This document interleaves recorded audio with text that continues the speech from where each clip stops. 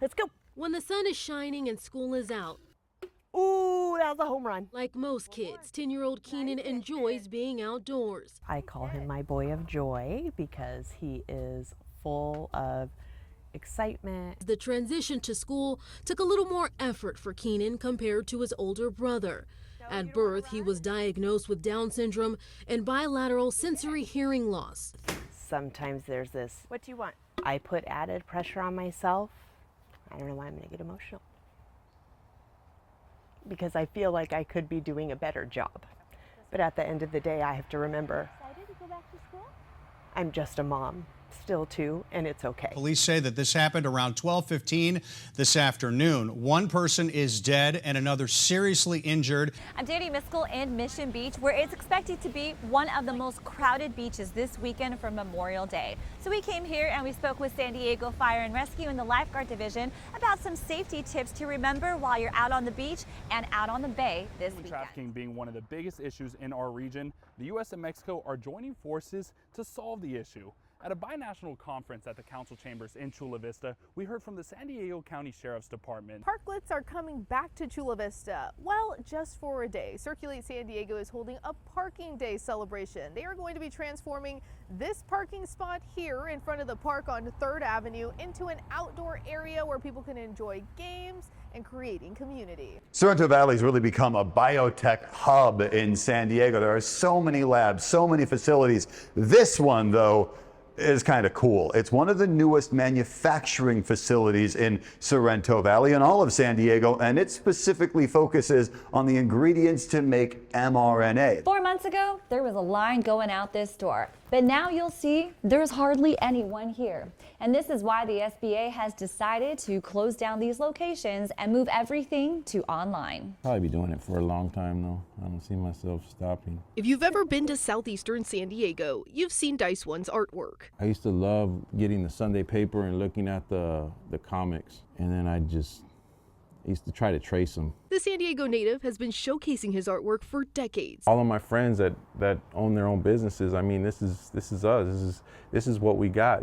We put our lives into this. Still being here today and being able to inspire new upcoming generations, and even to talk them into, starting companies, no matter what it might be. Dice is welcoming holiday shoppers in with this beautiful mural that he finished ahead of the holiday season. You can snap a photo with it until January. Happy first day of school to the students at Sotomayor Elementary School. We were here as students arrived this morning to take their picture in front of this sign. This month we are at Dooley Elementary School, where it's our favorite time, ABC 10 News Story Time, where we're handing out free books.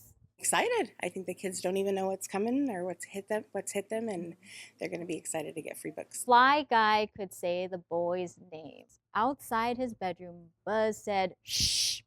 He opened the door and said, "Fly Guy, it's time for dinner." I have to know how to read and write. Those two are very important. What do you think about the free books you're getting today? I think they're really great. What's your favorite thing about reading? My favorite thing about reading is the words and stuff. So I got a Pokemon, the Paper Bag Princess, there's Itty Bitty Princess Kitty, Star Wars The Dark Side, and Cat Adventures. Do you like Pokemon? Yes. What's your favorite thing about reading?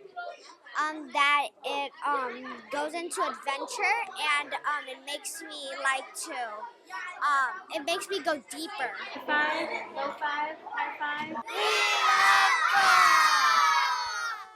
Now that the ban is in place in the city of Escondido, one of the biggest complaints homeless advocates have is that people will have nowhere to go. Right now, you're seeing a memorial service marking 40 years since the San Isidro McDonald's massacre. On this day, July 18, 1984, a gunman walked into a McDonald's that used to be right here, and he opened fire, killing 21 people. The concept is simple. Shoppers bring their reusable containers, weigh the empty jar, then they fill it with the products. We're gonna use the wild rice. Fill it up. We'll give it 2 scoops. Then we're gonna weigh it again. That way the weight of the jar is deducted and you're only paying for the product. How does having all of this make what happened more real for people now 70, 80, 85 years removed from it? It's a good question. What I realize is that when you look at it, you're in touch with it. The museum now also has a way to preserve and share survivor stories. New QR codes let you talk to survivors through AI and pre-recorded videos. This is the area where people thought they could escape the fire. They got in their cars. They drove as far as they could. The smoke overcame them. The flames overcame them. And unfortunately, 10 people died in their cars while trying to escape the fire that night. This is exactly where you're standing right now, where I was. And as fires do, some areas were spared. In this particular case in Scripps Ranch, the neighborhood was spared thanks to a good Samaritan named Ed Miskelin. Not even close to recovering from last week's storms, and here we go again. The Tijuana River Valley is filling up fast. For decades now, the people of the Tijuana River Valley have been asking for mercy. There's nothing anyone can do to stop the rain, but something can be done about the flow of the river, which is full of trees and plastic, which virtually changes the course of the river into those ranches. There's a lot of people, there's several agencies who are pointing the fingers at each other, which leaves us with no help. Since the water's saturated, it doesn't soak into the soil, it just pulls up right now. So with today and then also next week rain coming in, we're going to be pretty busy. Even though there is nothing you can do to stop the rain, there are certain things that local politicians could do to make life a little bit easier down here for these people who have faced so many challenges. For John Canarino, loading up trucks like this is more than just a physical workout. It's his way of giving back. Some of us are luckier than others. More than 10 years ago, when John retired, he was looking for something to do, so he joined his wife as a volunteer for Brother Benos, a nonprofit that helps those who are unsheltered. When I came down to the center, they asked me, what I was good at or what I could do, and, pretty much anything. And my wife says, oh, he has a commercial driver's license. So I got a big hug, there were the keys, and take off. This is one of the few project sites that Mendez Construction is working on right now. And right now they're laying down the foundation for a new home. This is what Escondido's encampment dam looks like. ABC 10 News was in Escondido this week when police planted these signs at an encampment in a creek, saying people had to clear out according to the ordinance the city passed back in June. 24 hours later, the city sent crews in to enforce it. Until this area was wiped out by flash floods a week ago, most people would have a hard time finding South Crest on the map. But as human nature would have it, the worst of times brings out the best in people.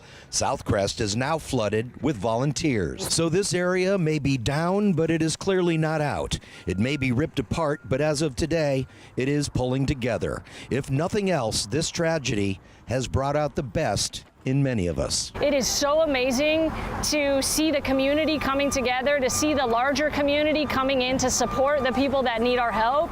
And if there is a silver lining in the middle of this mess, that's it. And up until, well, last week, this whole river channel was full of old trees, some native plants, some non-native plants, and of course, if you have all those trees along the riverbed, you have a lot of garbage that gets stuck in there as well. And the combination of all of those things, the heavy rain, the trees, the garbage, well, this is what we have here today. It's a very sad situation. Whenever king tides roll in, a lot of the focus is on what happens at the beach. But one place that king tides do have an impact on is marsh environments. There's nothing like the cotton candy skies of a San Diego sunrise. It's a challenge for artists because how you portray and how you observe your environments and the conservation that we have in the marsh. But behind the art is also a warning.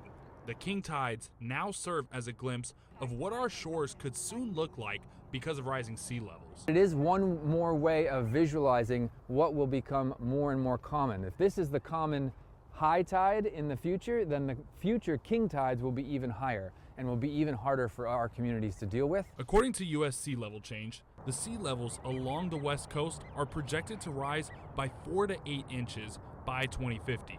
This change can mean detrimental impacts on environments like the Kendall Frost Marsh, the last bit of tidal wetland habitat left in Mission Bay.